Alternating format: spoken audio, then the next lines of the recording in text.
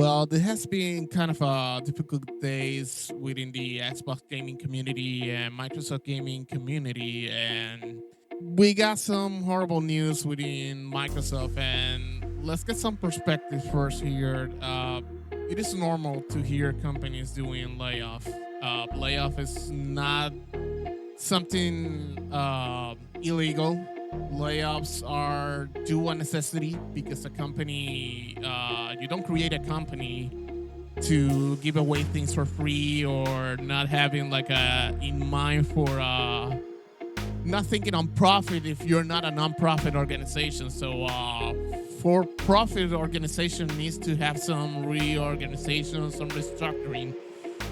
But in terms of Microsoft doing like almost 9,000 job cuts so far in the year, and the latest reaching up to 6,000, and Microsoft Gaming and Xbox having the worst part of this by this week, definitely it doesn't look good for the public relationship perspective.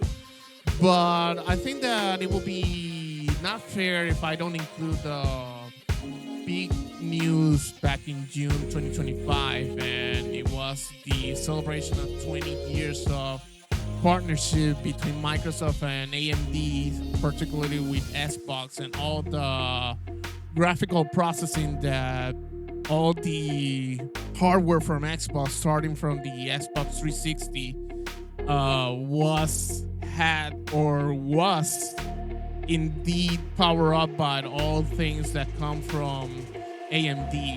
And back in June 19, 2025, Xbox President Sarah Bond announced a strategic multi-year partnership with AMD to co-engineer silicon for the next generation Xbox console and first-party handheld. AMD's roadmap extends beyond consoles, as the company co-announced, which covers handheld PC and cloud devices with promises of 20% rapid performance uplifts over RDNA 4 and two times the gains in ray tracing and artificial intelligence, thanks to the upcoming UDNA architecture, which is basically AMD pressing more on graphical processing using artificial intelligence.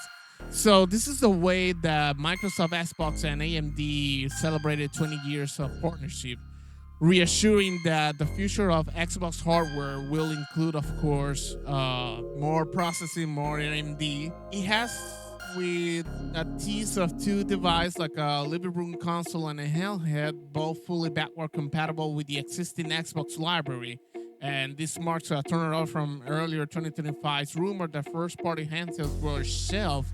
While technically this rumor is kind of a 50-50 because people are thinking like the Rock Alley Xbox series of PC gaming handheld that was announced a month ago was kind of the offering that Xbox has. So it's really interesting, all this announcement like a few weeks after the Xbox Game Show, right in the weekend of the Summer Game Fest. So basically, this is good news for those who believe that maybe Microsoft is double thinking about the hardware efforts and expectations within the Xbox branding.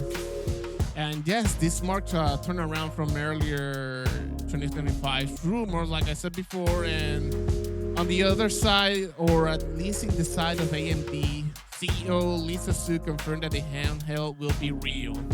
Both devices will leverage novel AMD tech like the Sense 6 cores with the RDNA 5 GPUs and perhaps a dedicated NPUs, maybe to aiming to blur the line between Xbox, Windows PC, and even other PC storefronts.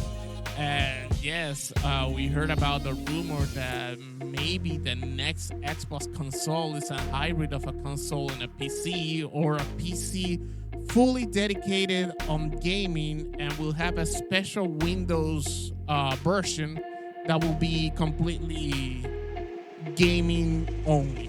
And let's have the perspective that since the original Xbox, all Xbox firmware, including the Xbox 2001, Xbox 360, and the Xbox One S, One X, Series S, and Series X all had like a pretty dialed down to gaming Windows CE version. And from some gaming historical perspective, this firmware, or the heavily gaming modified Windows CE version, was actually what Microsoft originally offered Sega to be the operating system of what we now know as the Sega Dreamcast. So yeah, I think that in the future I have to cover this.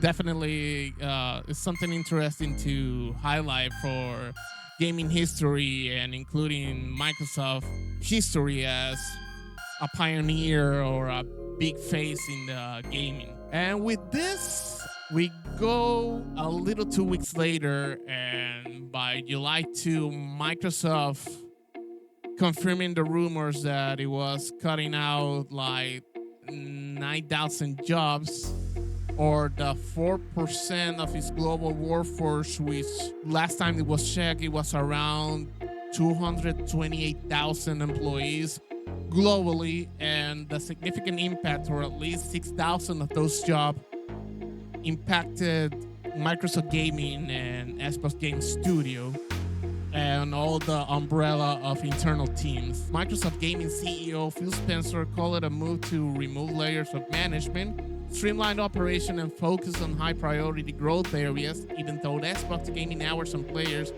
are at an all-time high.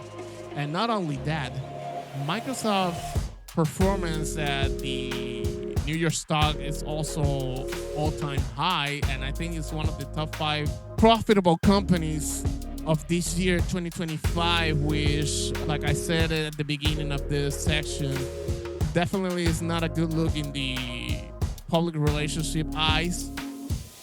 But as a company and entrepreneurship perspective, layoffs are unfortunately are not avoidable in terms of whatever the reason it is, which reportedly the reason is that Microsoft is looking for space of having artificial intelligence to be the backbones of its complete operation. And it's not only Microsoft Gaming, it's all about Windows, Azure, Microsoft 365 for the office appliance and solutions and OEMs, everything that Microsoft is working. There has to be space for AI, and unfortunately, this includes also jobs. This includes tasks, and this includes revision of all products. Now, focusing directly on the gaming perspective, many areas were directly affected. There was nothing within Microsoft Gaming and Xbox Game Studio that wasn't directly hit.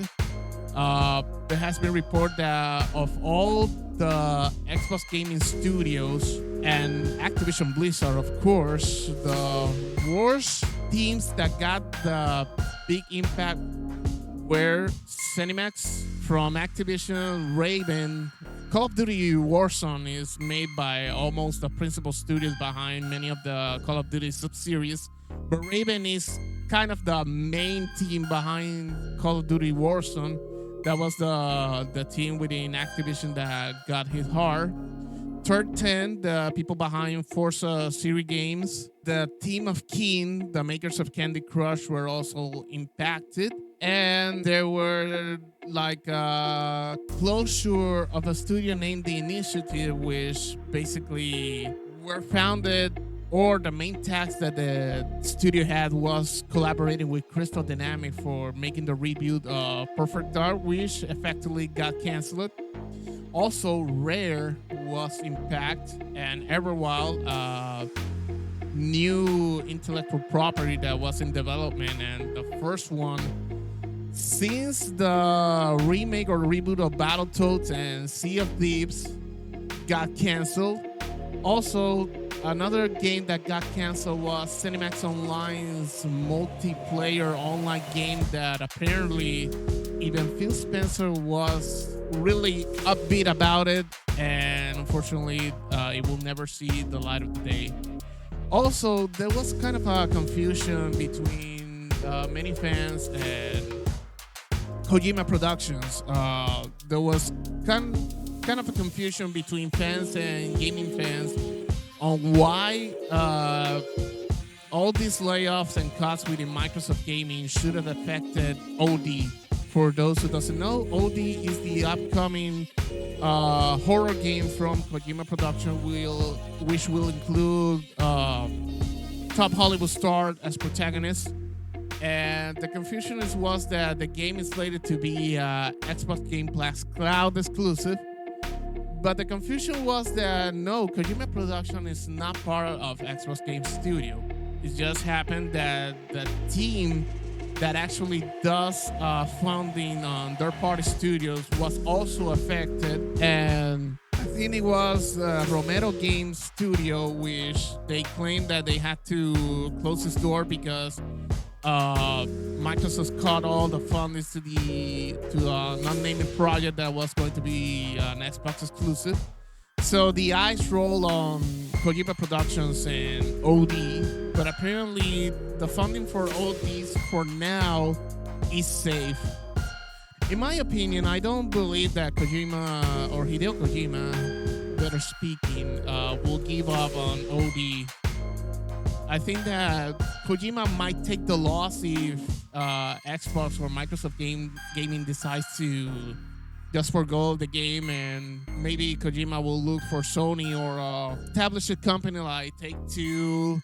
Another effect of the layoff of Microsoft, unfortunately, included that Turn 10, the studio behind Forza games, was cut in a 50%, practically leaving the studio in bare bones status, and it pretty much will say the future of Forza is kind of a blurry one at best, because it means that the Turn 10 studio will become just a support studio, maybe to extend the quality of life of all the recent Forza game, including Forza Motorsport. So I think that this was really an unpleasant early July 2025 surprise, mainly with all the positive things that you have been seeing on Xbox. And these rulings, ball harbor plans, then Swiss cuts highlights Microsoft's balancing act, investing billions in AI and silicon while pruning underperforming on non-core studio projects. It's a reminder that even gaming giants must adapt to shifting market realities, which bring me to the question is that if Xbox is losing its identity, and not all, and I have this question in mind for weeks now, and not just because of the layoffs that happened in early July. I think that many people has been kind of questioning what's the mind of Microsoft. In reality, I think that we are going to an end of the platform exclusive era.